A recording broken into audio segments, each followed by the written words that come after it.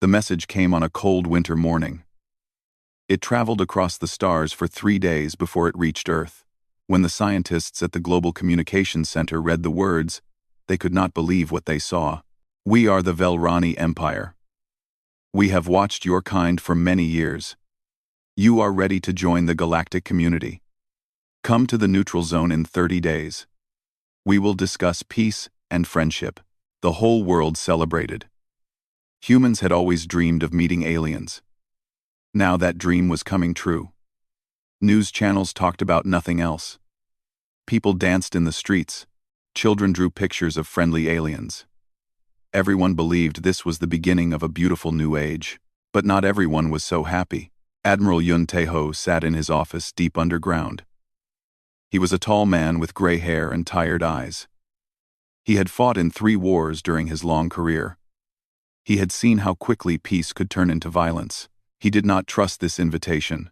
"Something is wrong," he said to the woman sitting across from him. Her name was Park Hana. She was 35 years old with short black hair and a calm face. She was one of the best diplomats on Earth. The government had chosen her to speak for all of humanity at this meeting. "You think it is a trap?" Hana asked. "I think we know nothing about these Velrani," Tae-ho replied. "They say they watched us for years. Why did they never say hello before? Why now?" Hana nodded slowly. She had the same questions in her mind. But she also knew that humanity could not say no to this chance. If the Velrani were friendly, this could change everything. Humans could learn new technology. They could travel to distant stars. They could finally know they were not alone. "We have to go," she said. "But we should be careful." Tae-ho stood up and walked to a large screen on the wall. He pressed a button, and an image appeared. It showed a massive ship floating in space. The ship was black and silver, shaped like a giant sword. It was 5 kilometers long, bigger than any ship ever built by humans. "This is the Iron Will," Tae-ho said. "We have been building it in secret for 20 years. No one outside of Earth knows it exists. It has weapons that can destroy a moon. It has shields that can stop a nuclear bomb. It is the most powerful thing humanity has ever created." Hana stared at the ship. She felt a chill run down her back. She was a woman of peace. She believed in talking, not fighting. But looking at the Iron Will, she understood something important. Sometimes, peace needed strength to protect it. "You want to bring that to the meeting?" she asked. "No," Tae-ho said. "I want to hide it nearby. If everything goes well, no one will ever see it. But if the Velrani try something bad, the Iron Will can be there in minutes." Hana thought about this for a long time. It was a dangerous plan. If the Velrani discovered the hidden ship, they might think humans were the enemies.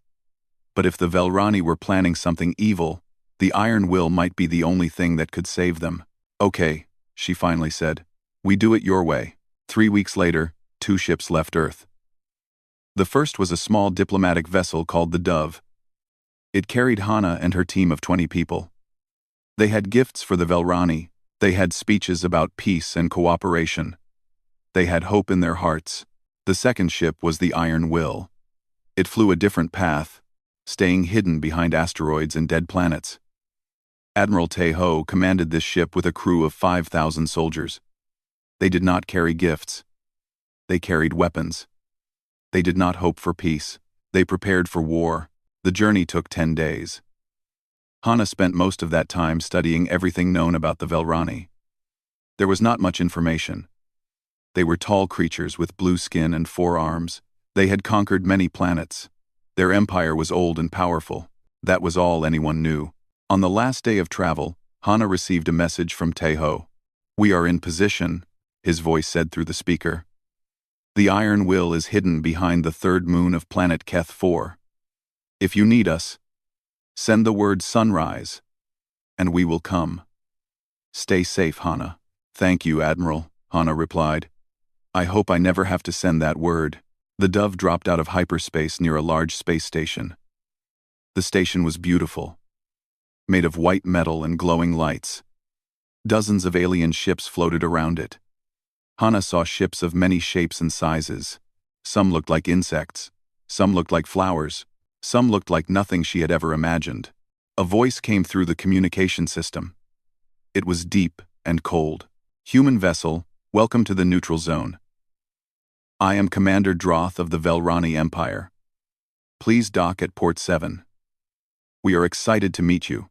Hana took a deep breath. This was the moment she had trained for her whole life. She would speak for 8 billion people. She would try to make friends with creatures from another world. Thank you, Commander Droth, she said, keeping her voice steady. We come in peace. We bring gifts and good wishes from the people of Earth. The dove moved slowly toward the station. As it got closer, Hana saw something that made her worry. Around the station, hidden in the shadows, were hundreds of warships. They were Velrani ships, armed with weapons that glowed with deadly energy. Why did they need so many warships for a peace meeting? Hana looked at her assistant, a young man named Cho Junwoo. He had seen the ships too. His face was pale with fear. Maybe they are just being careful, Junwoo said. Like us. Maybe, Hana replied. But deep inside, she felt that something was very wrong. The dove docked at the station. The door opened with a soft hiss. Hana straightened her uniform and stepped forward. Whatever was waiting for her, she would face it with courage. She just hoped the iron will would not be needed. The inside of the space station was cold. Not just cold in temperature, but cold in feeling. The walls were white and empty. The lights were too bright.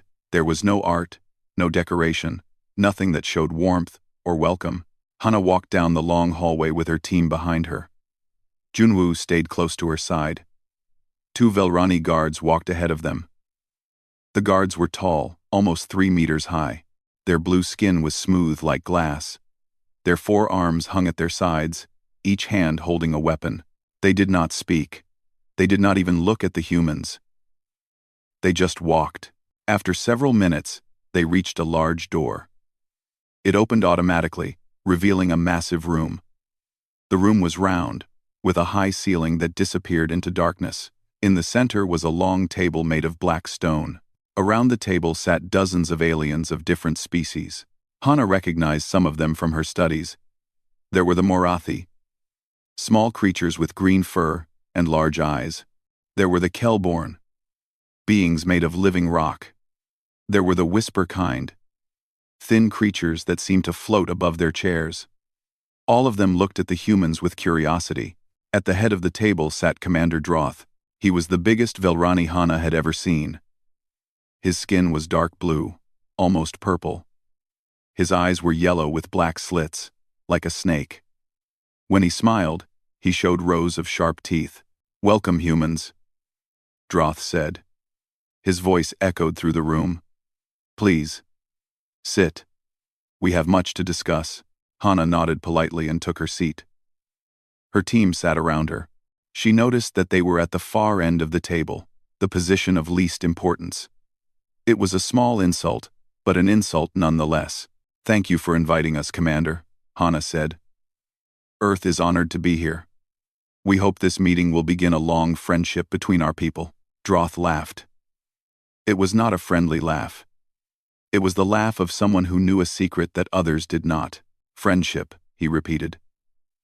Yes. That is what we told you. But I think we should be honest now. Don't you? Hana felt her heart beat faster. She kept her face calm, showing no fear. What do you mean, Commander? Droth stood up. He was so tall that he blocked the light behind him, casting a shadow over the humans. Your species is young, he said. You have only had space travel for 200 years. You have no real weapons. You have no allies. You are alone in a galaxy full of predators. He walked slowly around the table, his 4 hands clasped behind his back. The Velrani Empire has existed for 10,000 years. We have conquered 500 planets. We have destroyed civilizations older and stronger than yours. And now, we have decided to take Earth. The room was silent. The other aliens looked uncomfortable. Some of them looked away, ashamed. Hana understood now. This was not a meeting of equals. This was a show. The Velrani wanted everyone to see humans surrender. "You are making a mistake," Hana said quietly. Droth stopped walking. He turned to look at her with his snake eyes. "A mistake? Little human, you do not understand your position. Outside this station are 300 Velrani warships. Each one can destroy a planet.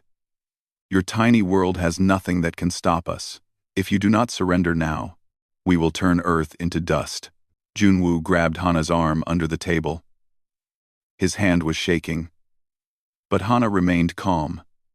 She had prepared for this possibility. She knew what she had to do. "May I ask some questions?" Hana said. "Before we discuss surrender?" Droth laughed again. "You want a delay? How human." "Very well. Ask your questions." "It changes nothing." Hana stood up slowly. She looked around the room at all the watching aliens. "How many of you came here by choice?" she asked. No one answered. "How many of you joined the Velrani Empire because you wanted to? And how many joined because you were forced?" One of the Morathi made a small sound. A Kelborn shifted in his rocky chair. The whisper kind turned away completely. Droth slammed his fist on the table. The sound was like thunder. "Enough. These species serve the Empire because we are strong and they are weak. That is the way of the galaxy. The strong rule. The weak obey. Now, human, will you surrender? Or will you die?" Hana looked directly into Droth's eyes. She was afraid. Of course she was afraid. But she also remembered what Taeho had told her before she left. "Humans do not surrender," she said. "Not to bullies. Not to tyrants. Not to anyone." Droth's eyes widened. Then he smiled, showing all his terrible teeth. "Then you have chosen death. Guards, take these humans to the prison cells. We will execute them publicly before we invade their planet. Let the galaxy see what happens to those who defy the Velrani." The guards moved forward. Hana's team stood up, ready to fight even though they had no weapons. Junwoo stepped in front of Hana to protect her, but Hana raised her hand. Everyone stopped. "Commander Droth," she said calmly, "I have one more thing to say." Droth crossed both sets of arms. "Speak quickly. My patience is finished." Hana reached into her pocket and pulled out a small communication device. She pressed a single button. "Sunrise," she said into the device. Droth laughed. "What is that supposed to mean? Some human prayer? A final goodbye to your planet?" Hana just smiled and sat back down. "You will see in about 3 minutes," she said. "I suggest everyone look out the windows." The aliens in the room started to whisper to each other. What was this human doing? Had she gone mad? Droth walked to the large window at the side of the room. He looked out at the stars and his fleet of warships. "I see nothing," he said. "Your mind games will not save you, human." "Wait," Hana said simply. 1 minute passed. Then 2. Droth kept staring out the window. His officers on the warships sent confused messages. What was happening? What should they do? Then, space itself seemed to break open. A hole appeared in the darkness. Light poured out of it like water from a broken dam. And from that light came something massive. Something impossible.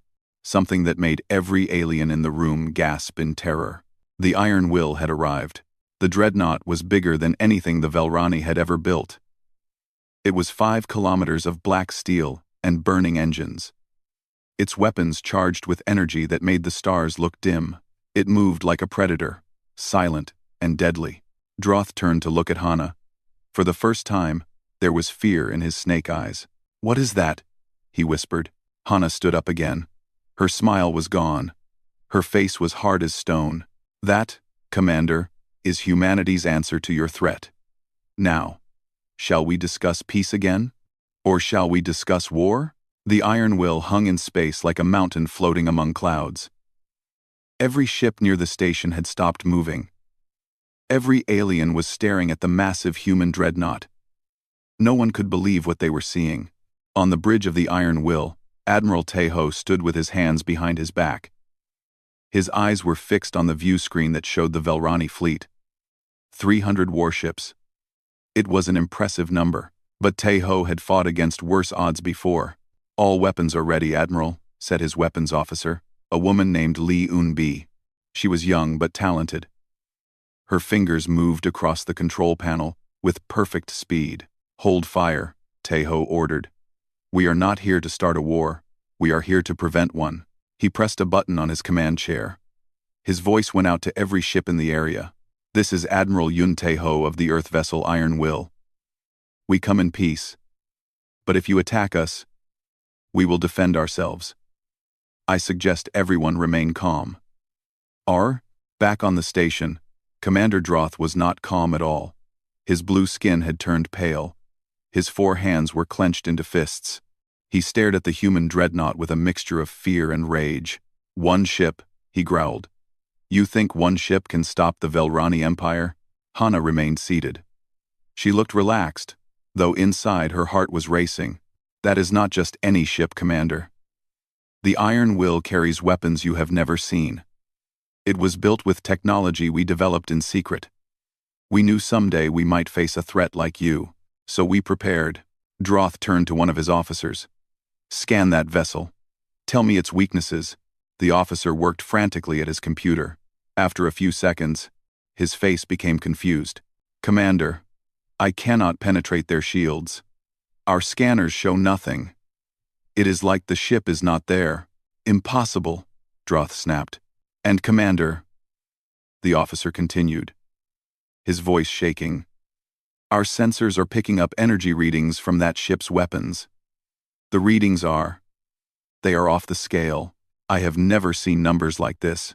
Droth stood very still. For 10,000 years, the Velrani had conquered without fear. Their technology was the best in the galaxy. Their fleet was unstoppable. No one had ever challenged them and lived. But now, looking at that black dreadnought, Droth felt something he had not felt in centuries. Doubt.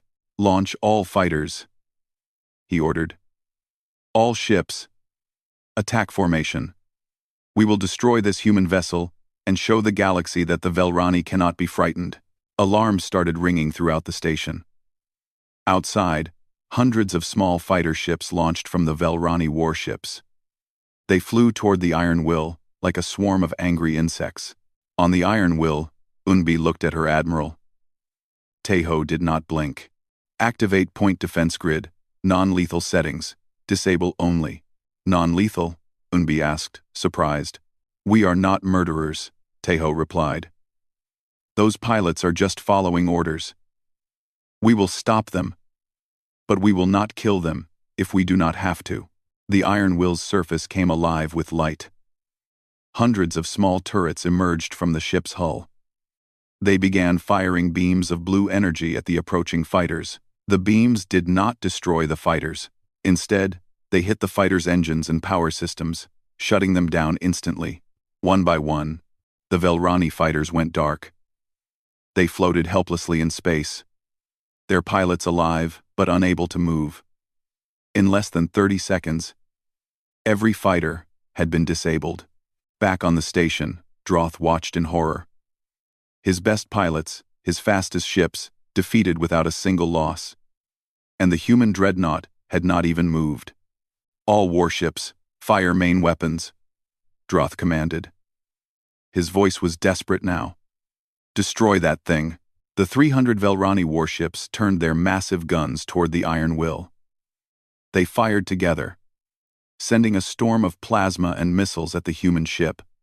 The attack was so bright that everyone had to look away. When the light faded, the Iron Will was still there.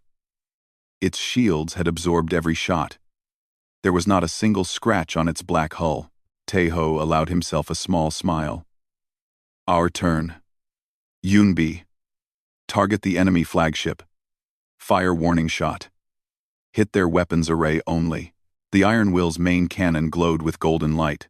It fired once. The beam crossed the distance in an instant. It struck Droth's flagship and vaporized half of its weapons. The rest of the ship remained untouched. But the message was clear. If the humans wanted to destroy them, they could do it easily. On the station, Droth fell back into his chair. His officers were shouting in panic. The other alien species at the table were running for the exits. Only Hana and her team remained seated, watching everything with calm eyes. "This is impossible," Droth whispered. "No species develops weapons like this in 200 years. It took us 5,000 years to reach this level." Hana stood and walked toward him. She stopped, just a few steps away, looking up at the giant alien commander. "Humans are different," she said simply. "When we are threatened, we become stronger. When we are afraid, we become braver. You thought we were weak because we are young. But our youth is our strength. We have no limits because we have not learned to accept them." Droth looked at her with his snake eyes. For a moment, he saw something in this small human that frightened him more than the dreadnought outside. He saw determination. He saw courage. He saw a species that would never give up, no matter the odds. "What do you want?" he asked quietly. "I want the same thing I wanted when I arrived," Hana replied. "Peace, friendship, a place for humanity in the galactic community. We did not come here to fight you, Commander. We came here to talk. But you tried to threaten us, to enslave us, to destroy our home. That was your choice, not ours." She turned and walked back to her seat. She sat down calmly and folded her hands on the table. "Now, I am willing to forget everything that happened today. We can start fresh. We can negotiate fairly, as equals. Or..." She paused and looked toward the window where the iron will floated in space. "Or Admiral Tae-ho can show you what that ship really can do." The room was silent. The remaining aliens watched Droth, waiting to see what he would decide. The Velrani officers on the damaged ships waited for orders. The galaxy itself seemed to hold its breath. Droth slowly stood up. His pride was wounded. His honor was damaged. But he was not stupid. He knew when he was beaten. "We will talk," he said through clenched teeth. "As equals." Hana smiled. "That is all we ever wanted." The negotiations began the next morning. But they did not stay peaceful for long. Hana sat at the black stone table with Junwoo by her side. Commander Droth sat across from them, his forearms crossed and his face dark with anger. Behind him stood several Velrani officers, their weapons ready. The tension in the room was thick enough to cut with a knife. "You ask for too much," Droth growled. "Full independence for Earth. Trade rights equal to the Velrani. Seats on the Galactic Council. These are things that take centuries to earn." "We are not asking to earn them," Hana replied calmly. "We are asking to be treated fairly." The Velrani did not earn their position through kindness. "You conquered. You destroyed. You took what you wanted. We are simply saying that method will not work on us." Droth slammed his fist on the table. "You hide behind your one ship.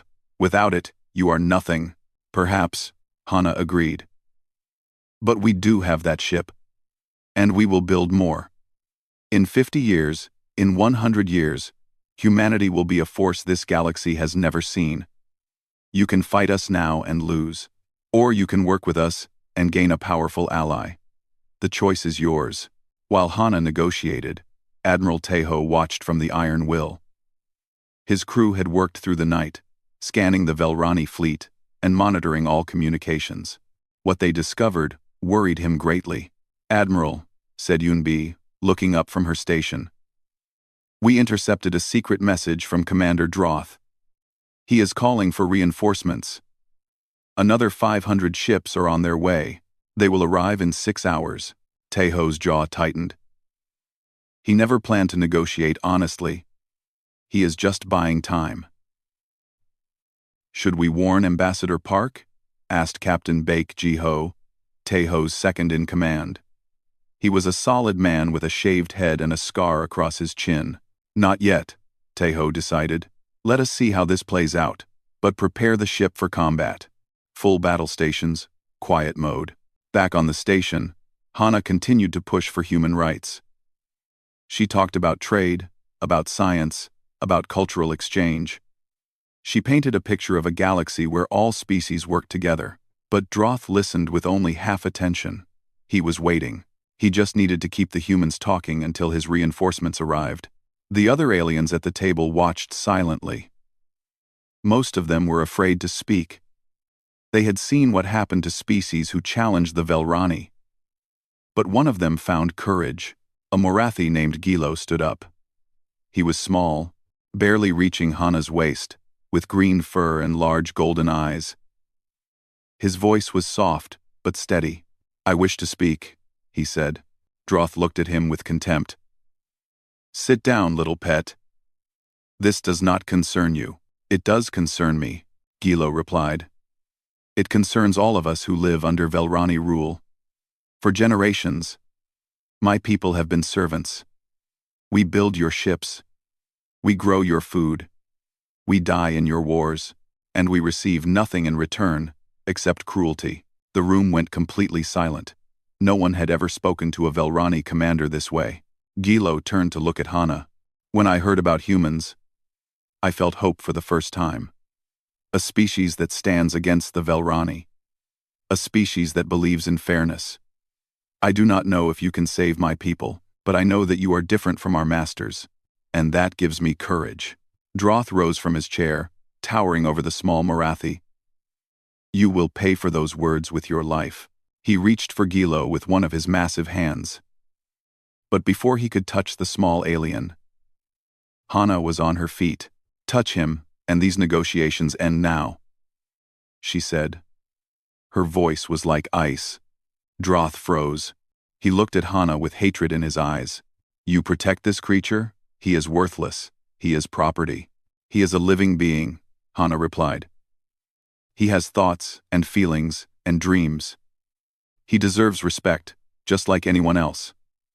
That is what humanity believes. That is what we fight for." Droth laughed bitterly. "You are weak.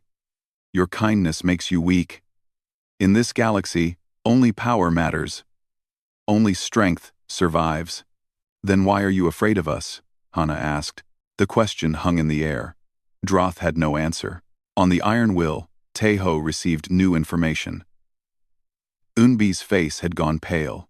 "Admiral, more ships coming. Not just the 500. Our long-range sensors are detecting a massive fleet. 2,000 ships. The Velrani are sending everything they have." Teho closed his eyes for a moment. He had hoped it would not come to this. He had hoped that Droth would see reason. But some enemies could only understand one language. "Open a channel to the station," he ordered. "Direct line to Ambassador Park." Hana's communication device beeped. She excused herself and stepped away from the table to answer. "Hana," Teho's voice said quietly. "They are bringing their entire fleet. 2,000 ships will be here in 5 hours. We cannot defeat that many." Not alone, Hana felt her heart sink. But she kept her face neutral. She could not show fear. "Not now. What do you suggest, Admiral?" "I can buy you 1 hour, maybe 2. Get as many aliens off that station as possible. The ones who want to escape Velrani rule. We will protect them while they run. But after that," he paused. "After that, I do not know." Hana understood what he was saying. He was offering to sacrifice himself and his crew to give others a chance to escape. It was the kind of thing humans did. The kind of thing that made them different. "There has to be another way," she said. "If there is, I cannot see it. But Hana, whatever happens, make sure the galaxy knows. Make sure they know that humans did not run. That we stood for what was right. That we protected those who could not protect themselves." Even at the end, Hana's eyes filled with tears, but she blinked them away. She was a diplomat. She did not cry in front of enemies. "I understand, Admiral. I will do what I can." She ended the call and returned to the table. Droth was watching her with a knowing smile. He had seen her reaction. He knew something was wrong. "Problems with your precious ship?" he asked mockingly. Hana did not answer. She looked around the room at all the aliens who had been forced to serve the Velrani. The Morathi. The Kelborn. The Whisper kind. And dozens of others. They were all watching her with hope in their eyes. She made a decision. "I need to speak to all of you. she said to the gathered aliens. Not as a diplomat. As a friend. Commander Droth is bringing a massive fleet to destroy us all. We have only a few hours. If any of you want to escape, come with me now. Humanity will protect you. We will give you safe passage to wherever you want to go. The room exploded into chaos. Droth shouted for his guards. The aliens started talking over each other. Some ran for the doors. Some froze in fear, but through all the noise, Hana stood firm. She was not going to abandon these people. Even if it cost her everything, this was what humanity stood for. And she would prove it to the galaxy. The station became a battlefield of bodies and shouting voices.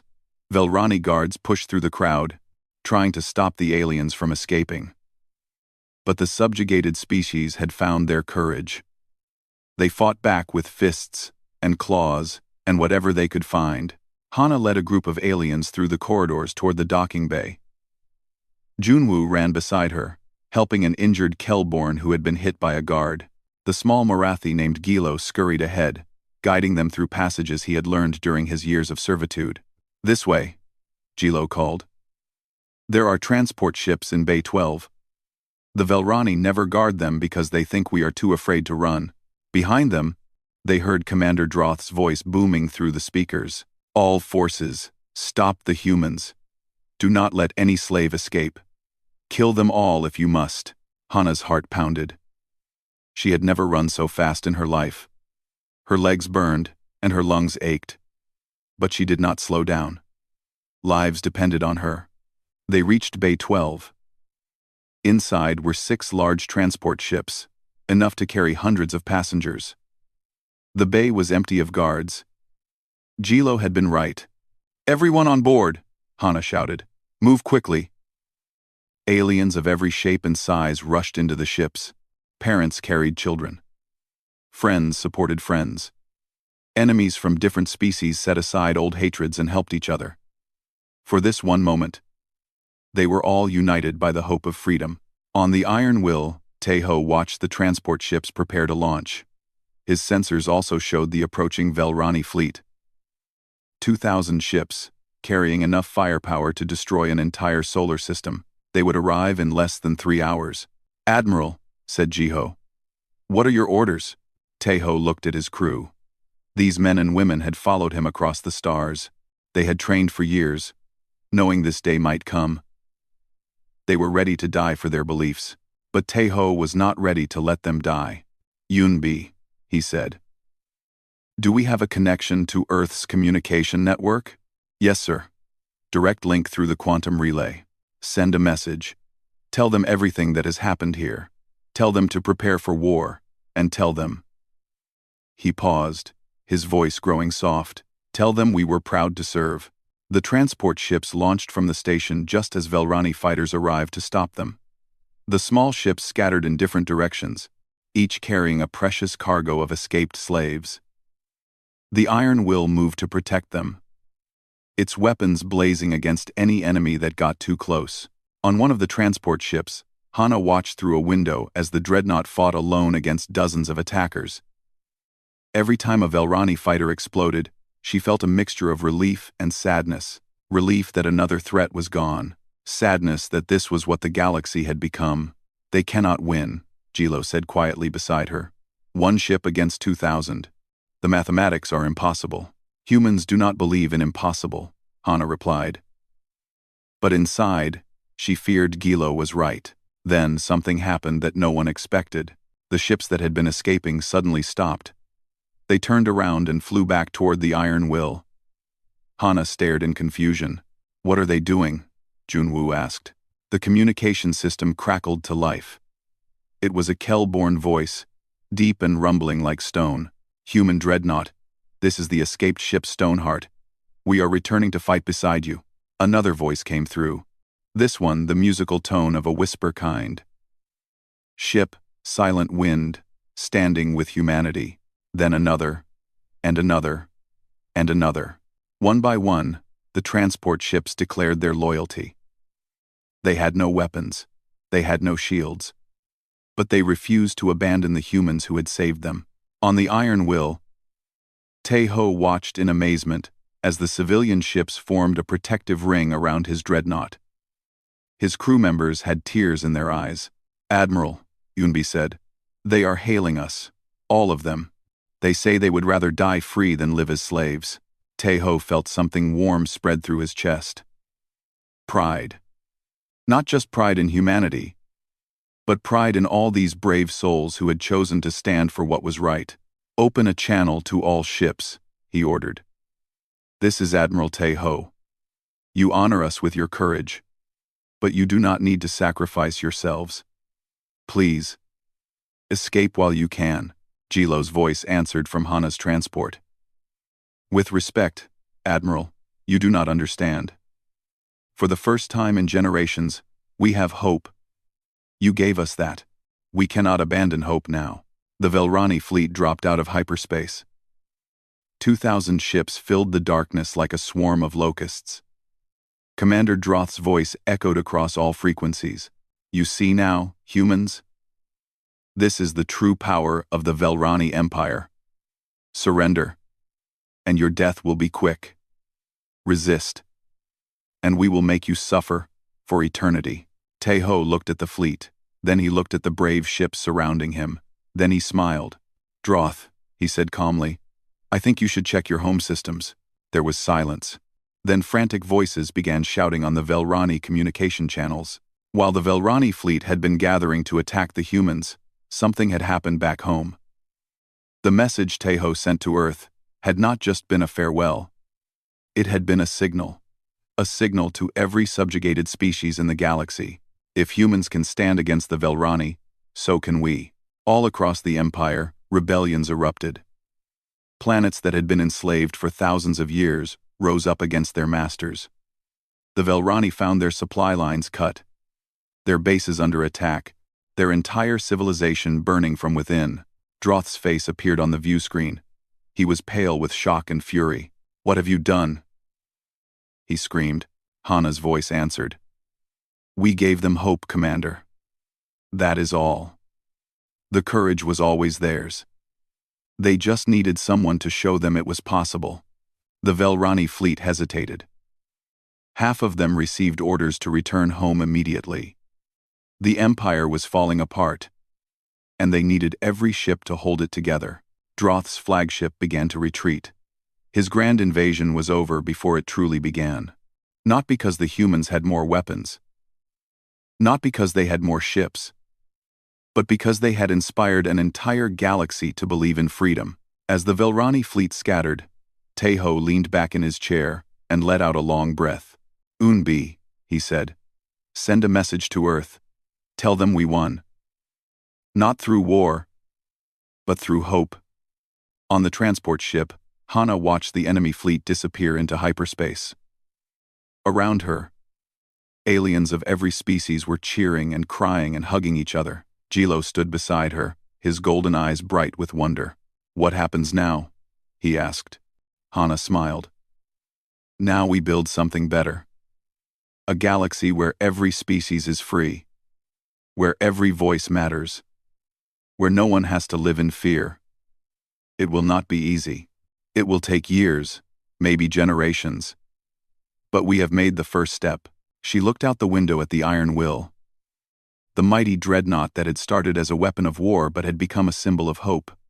"Humanity came to the stars looking for friends," she said softly. "We found something better. We found a family." The transport ships gathered around the Iron Will, preparing for the long journey ahead. They had no idea what the future would bring. But for the first time in a very long time, they were not afraid, because they were not alone anymore. And that made all the difference.